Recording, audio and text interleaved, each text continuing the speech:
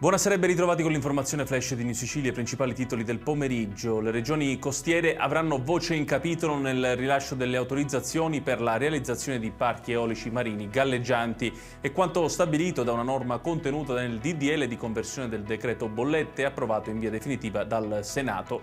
Accolta dunque la richiesta del Presidente della Regione Renato Schifani.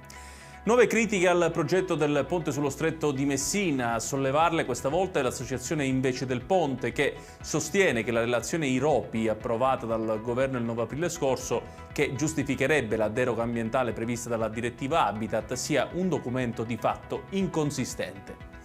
Nuova manifestazione dei lavoratori della Fondazione Oda di Catania che non ricevono gli stipendi dallo scorso novembre. Sostenere i normali costi quotidiani come spesa, mutuo e bollette è diventato insostenibile, ha dichiarato una lavoratrice.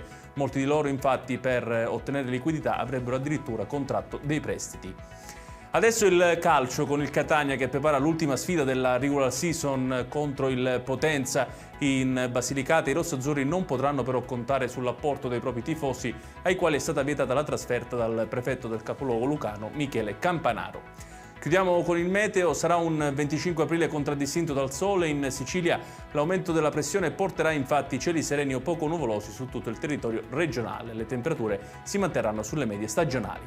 Ed è tutto per questa edizione. Tutti i dettagli su queste notizie li trovate come sempre sul nostro sito www.newsicilia.it. Grazie per averci seguito e buon proseguimento di serata.